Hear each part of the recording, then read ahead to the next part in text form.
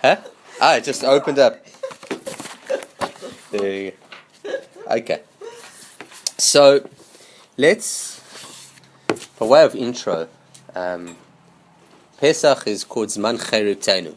It's called the time of our freedom. Ivan, when I get a page reference in the Haggadah, I'll get there. And the concept of freedom is something that is often very misunderstood, definitely around Pesach time. Because freedom and emancipation is not the same thing. Emancipation, generally speaking, is talking about ridding yourself of the shackles of oppression. Hey, Rob. I just want to grab a siddur before you sit down, Rob.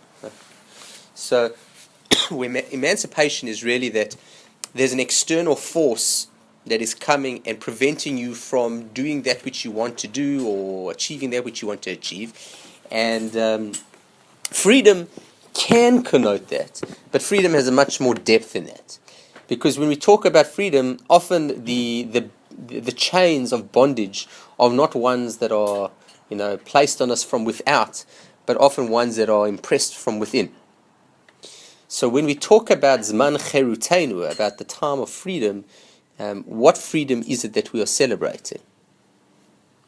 The question I have to ask is there any difference between Yetziat Mitzrayim and Abraham Lincoln's signing of the proclamation of the abolishment of slavery? Is it in essence the same thing?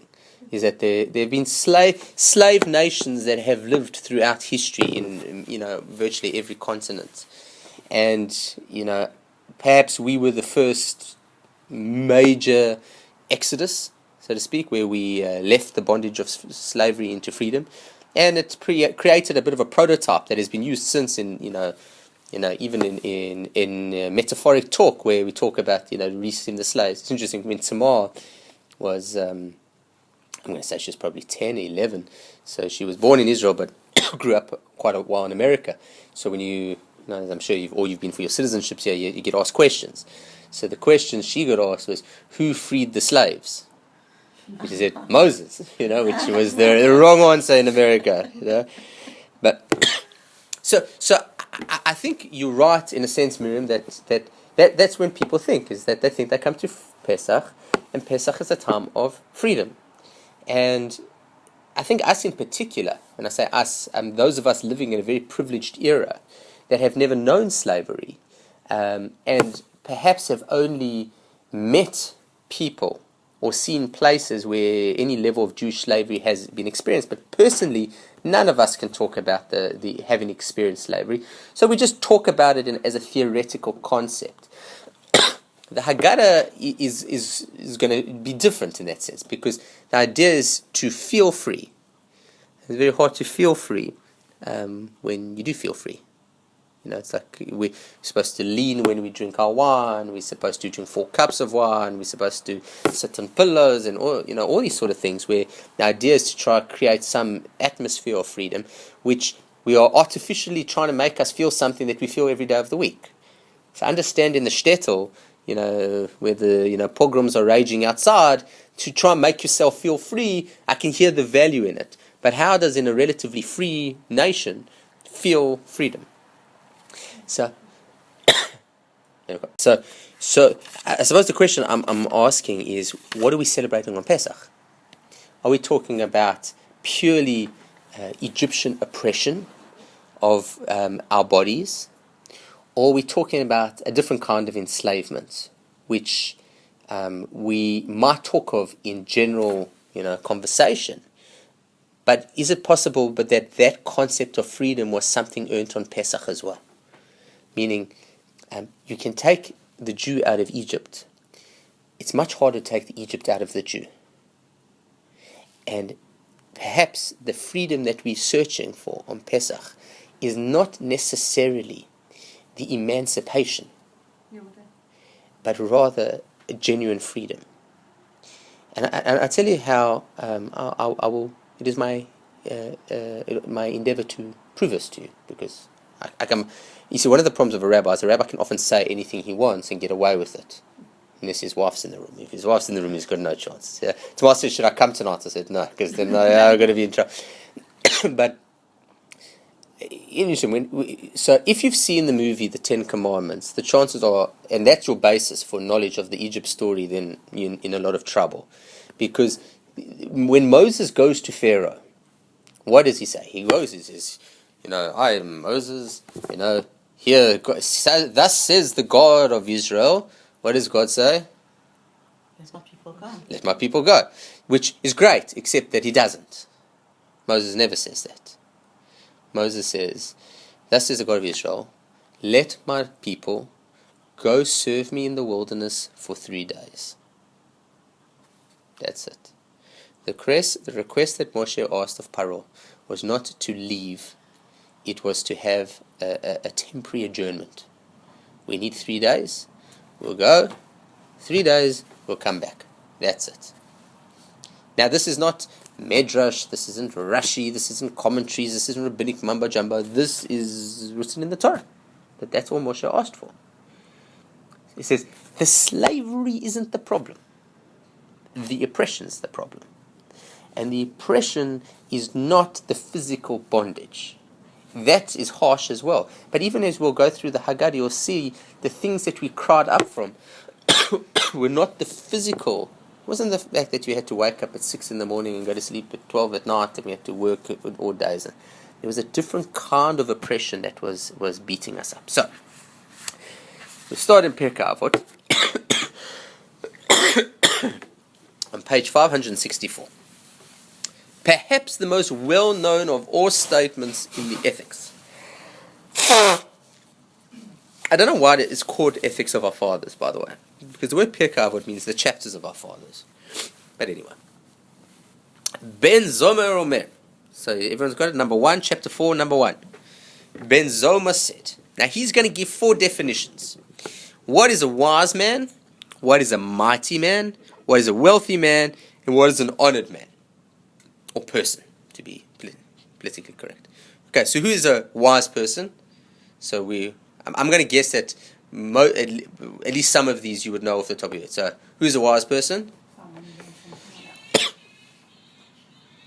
Someone who learns. He learns from other people. He doesn't assume he knows everything. It doesn't matter if he's got a high degree at university. He learns from people. Okay, excellent. Halomed mekol adam. He is one who learns from all others. Who is a mighty person? So it says the mighty person is hakovesh et yitzro. It's the end of the second line.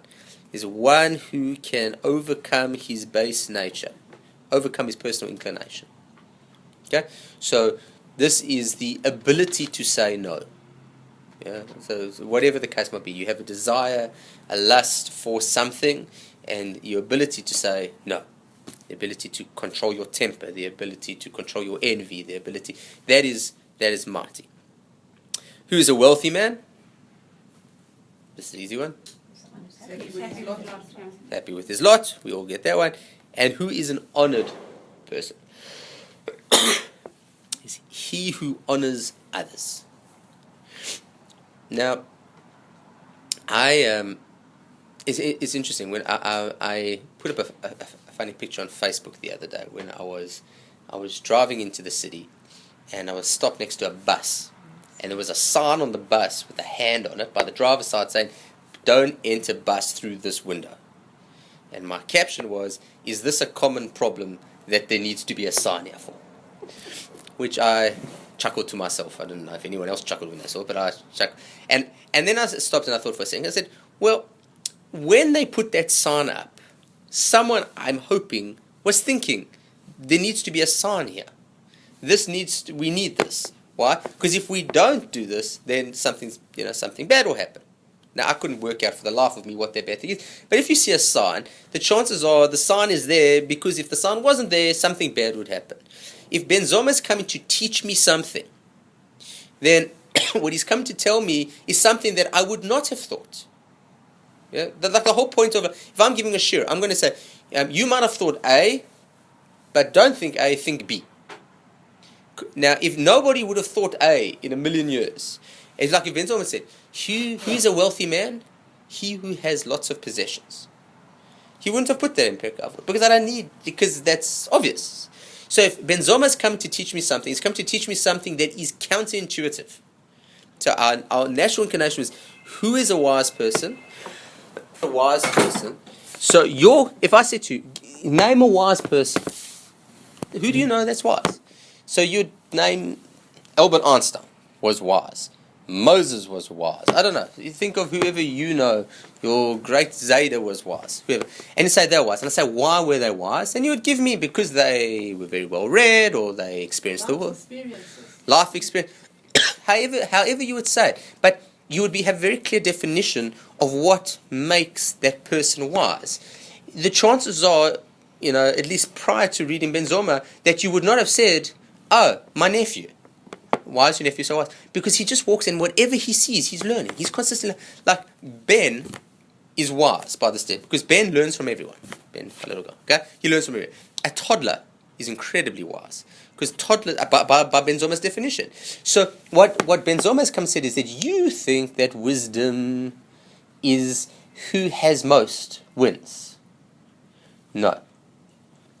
Wisdom is a disposition. Wisdom is not an achievement kind of thing. It's not something that you can have. It's something you can be. It's not something you can have.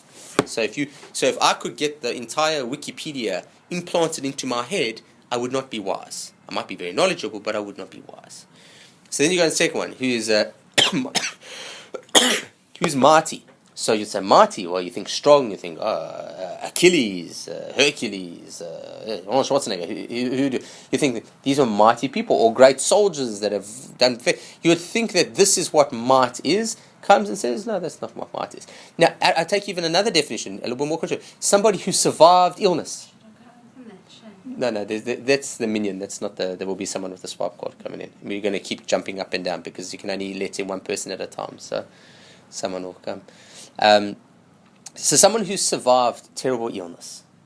So you say, oh, heroic. Why? Because they fought and they triumphed. According to Ben Zoma. Why? Because what goes on the inside, apparently, is how we define might.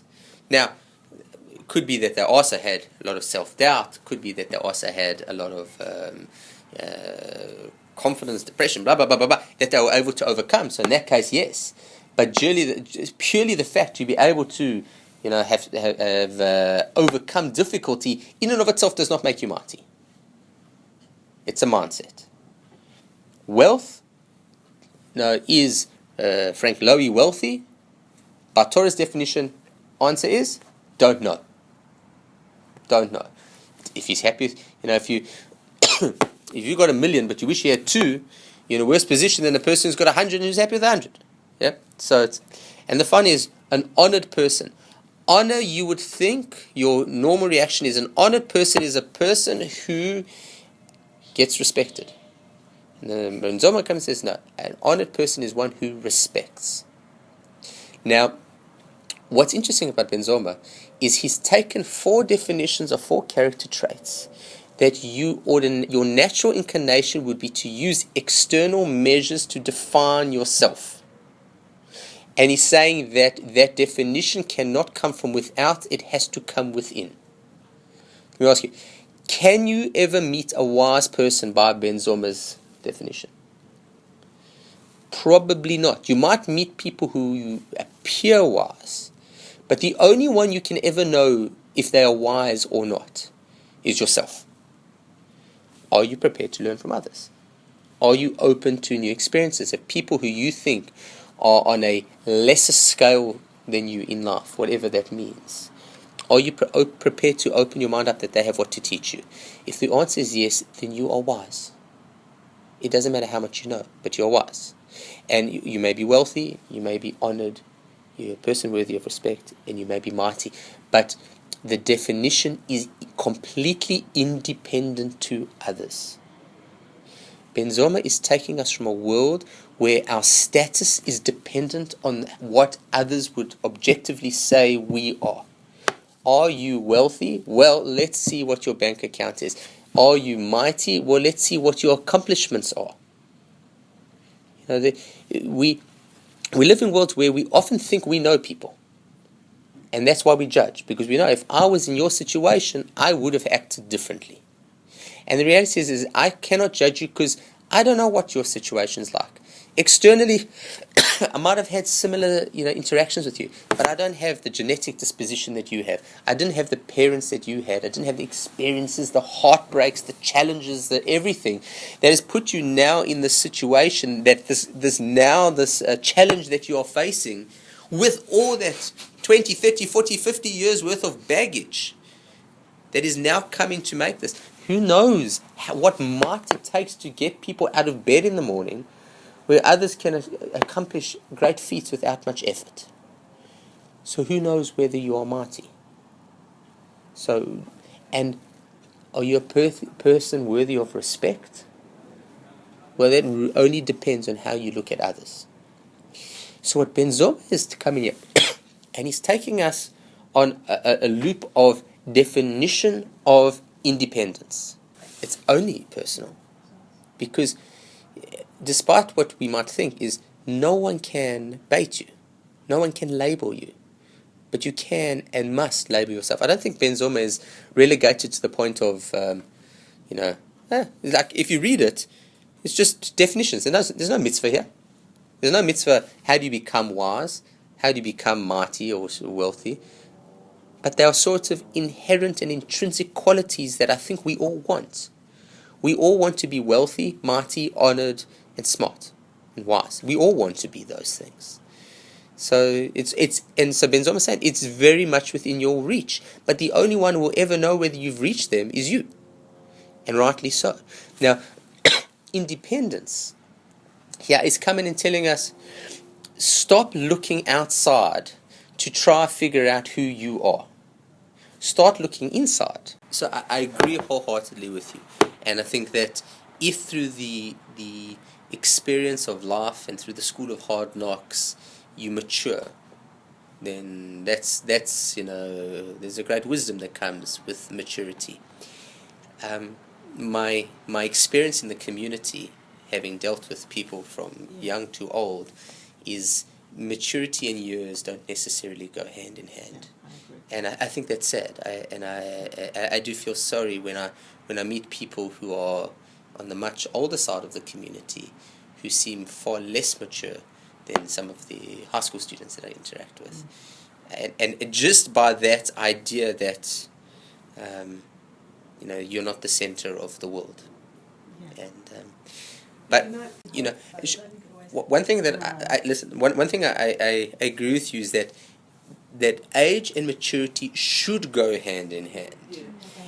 And that may be your personal experience, that you feel more in touch with your essence now than you did 10, 20 years ago.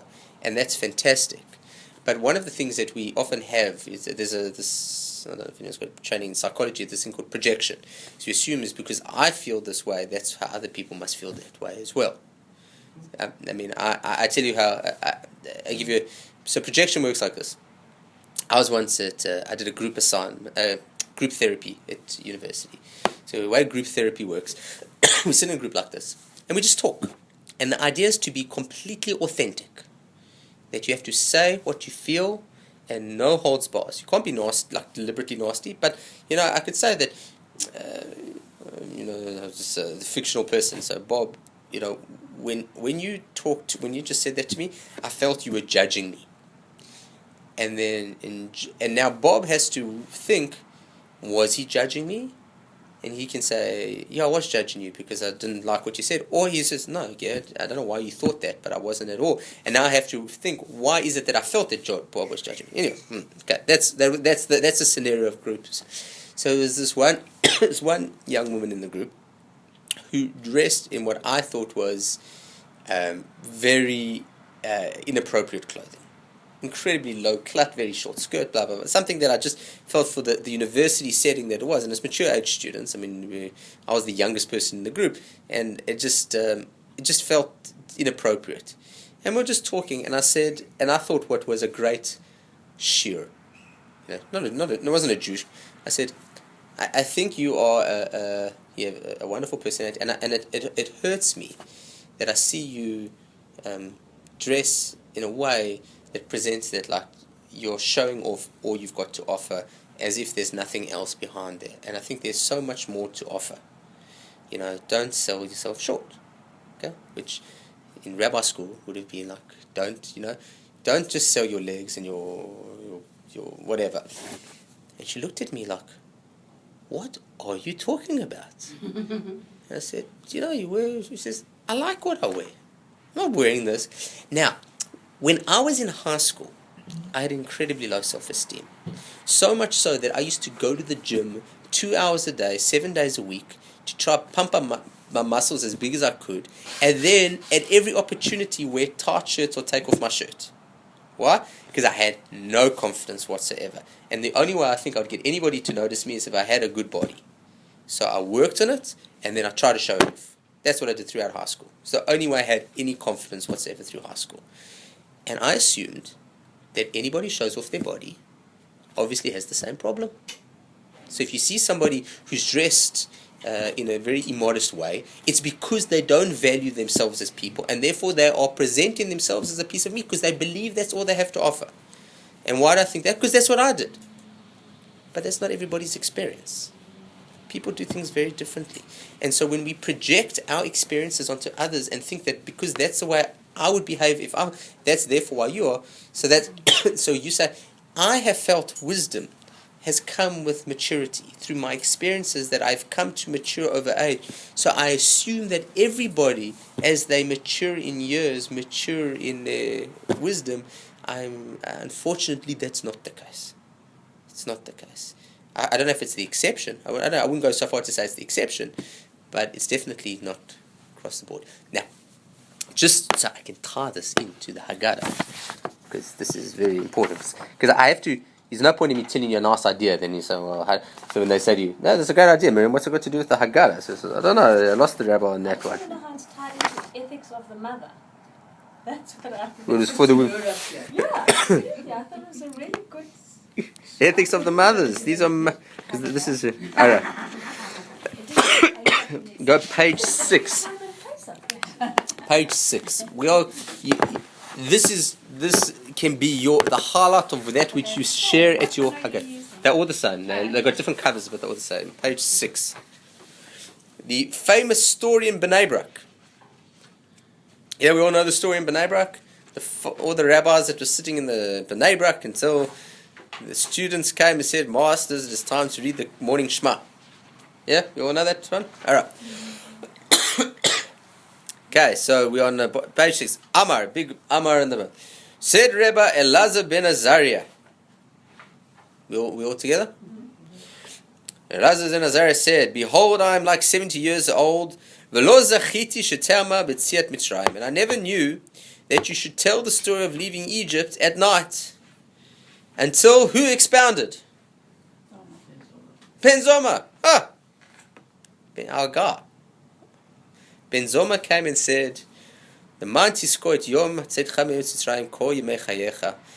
that you should remember the days of leaving Egypt, all the days of your life, the days of your life are all the days of your life, to include the night. And no one has a clue what's going on here, right? This is the point where we're all completely lost. And says, oh, okay. Now, picture the scene. For leaving Egypt is 3,500 years ago. The scene that's happening over here, where these rabbis sit together for a Seder, is in the year 71 AD. The year 70 is the year of the destruction of the temple. 71, therefore, is the first year post-destruction of the temple. Last year, we were free. In fact, the whole of the Haggadah is written at a time of enormous darkness, where you have people sitting and the certainty of a Jewish future not being very clear.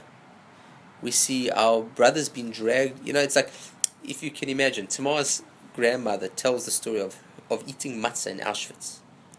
And you imagine saying, now we are slaves, next year we'll be free men, in the steps of Auschwitz. But that's the kind of environment that the Haggadah was written. It was written as a book of hope in a time of enormous darkness and despair.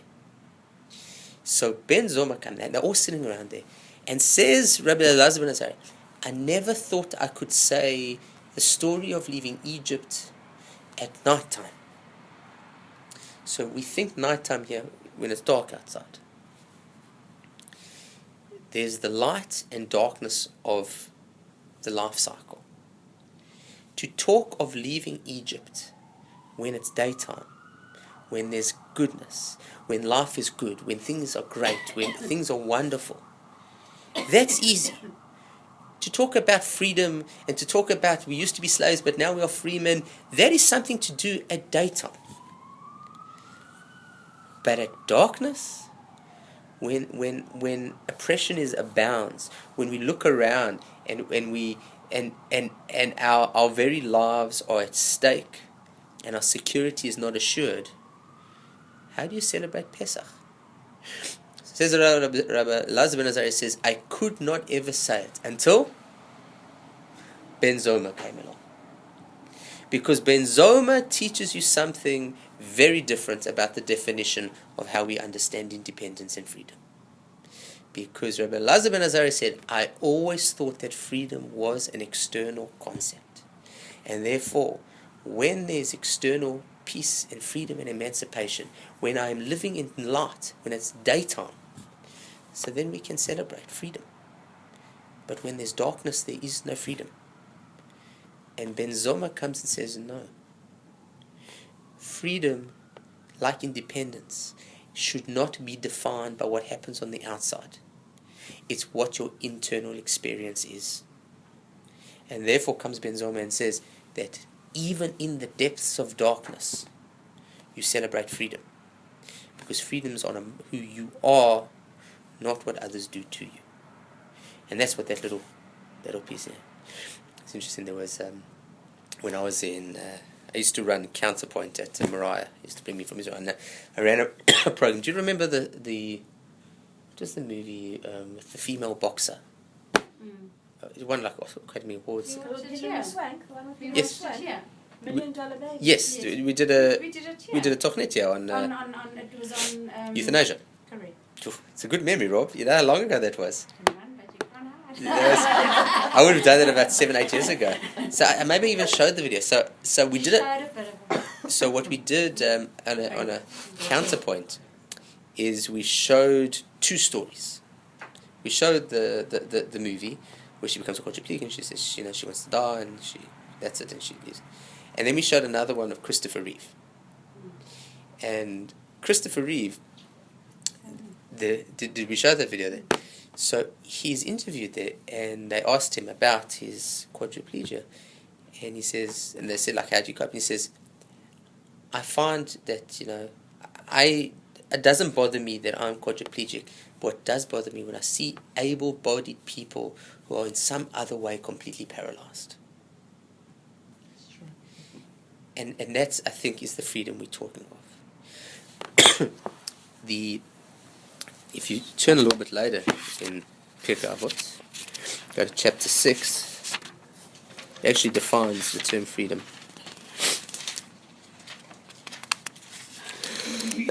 Page 582.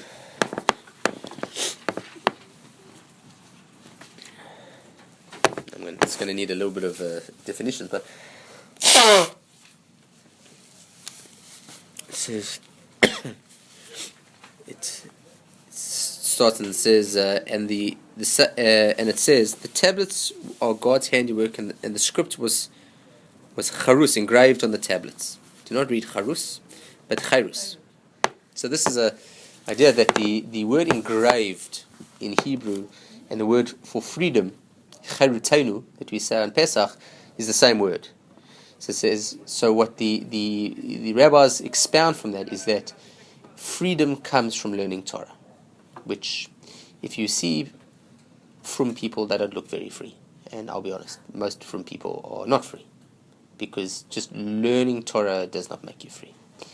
But what learning Torah is supposed to do, in its greatest extent, is to be able to allow you to gain a certain clarity of your internal workings, of who you are and what you can accomplish. And when you come to that realization of who you truly are and what you can accomplish, and you work in that direction, then you have achieved levels of freedom, because it is completely independent of everything going on around you. It has nothing to do with your physical capabilities or lack thereof, your financial, your social, everything. And that's the whole idea around freedom. So when we look at the Egypt saga, Who reaches that? That's impossible. it's a work in progress. Freedom is a work in progress, as is everything in life. It's that this is who I am, this is who I want to be, and I'm somewhere along the spectrum. And hopefully, I'm a little bit closer there than I was last year. Will I ever get to the point that I literally don't care what anybody thinks as long as I'm true to myself? Maybe there are people who are out there who can do that. Maybe. But most of us, we have society in some form or another imposes its will upon us, and we allow it to. But perhaps we can be a little bit more sure of self this year than we were last year, which means we've obtained a little bit more of our independence. And so our freedom can be something that we earn through the passage of time, rather than something that is a cataclysmic moment. And the uniqueness of Egypt was that's when we came to realize that power. It's interesting, I teach a group of Catholics periodically. They have a group called the Light of Torah. So Catholics learn Parsha Shavua. Every week they learn Parsha Shavua. So they asked me to teach them a class once. And I did it on the book of Exodus. And I said, the book of Exodus is a misnomer that you guys got wrong. And they said, why? So I said, because when does the Exodus leave? When does the Exodus end? So the book of Exodus has about 42 chapters, if I'm not mistaken. By chapter 12, Egypt is but a memory. They've drowned in the sea. They're gone. We're never going to hear from Egypt again. Chapter 12. We have 30 more chapters in the book of Exodus. So I said, if the book was purely about leaving Egypt, it should have ended there. But there's lots still to happen. And so the whole idea is that physical emancipation, albeit it lands up becoming a necessity in order to achieve utmost what you can do. But it's a means to an end. It's not sufficient. And so what we look throughout the festival of freedom is that the freedom that we should be looking for is really not in have you managed to scrub every crumb out of every corner, and not have you been able to eat your tuppence worth of maror, but to try come to realization of the only time you can reach freedom is when you allow yourself to be free, not when you start waiting for others to give you it. Yeah, it's a freedom that we demand from ourselves, not one that we expect. Moses didn't let us go free. Hashem didn't let us go free. The only one who can let you go free is yourself. And so that's Zman Chayrutan, and that's ultimately what we are aiming towards. Yeah? So not cleaning this year. I tell you one of the interesting things about not about cleaning, but mitzvot in general, which are often misunderstood, is mitzvot are supposed to be an external manifestation of an internal experience. So, for example, there's a cute Hasidic story where someone went up to the Rebbe and said, when I say the Rebbe, I don't mean the Rebbe, I mean a Rebbe. So went and said, how does one motivate themselves to fast on Tisha B'Av? So he says, I don't fast on Tisha B'Av. So you don't fast on Tisha B'Av? Don't fast on Tisha B'Av. He says, how does a Rebbe not fast on Tisha B'Av? He says, Yom Kippur, do you fast on Yom Kippur? He says, don't fast on Yom Kippur. He says, how do you not fast on Yom Kippur? He says, Tisha B'Av is the day of the greatest sadness of the Jewish people, where our temples were destroyed and millions of our brethren were murdered and sent into slavery. How do you eat on a day like that? And comes Yom Kippur, where everything's on the line, that you're literally pleading that God give you another chance for another year. Who's thinking about food? I don't eat on Yom Kippur, but I don't fast. Fast is I want to eat but can't. He says, who wants to eat? And mitzvot in general are supposed to be that external manifestation of an internal experience. What we do is the opposite. Mitzvot have become like a little bit of a crutch for us, which is we try to feel a certain way, so we do external things. So mitzvot, please don't. I didn't say this in the way that I'm going to say it. Mitzvot are to the Jewish people what drugs are to the drug addict. Is that he needs a feeling that he can't get, and so therefore he's got to do his drugs to get the feeling. If you could get the feeling without the drugs, don't take the drugs. So we don't know how to feel free.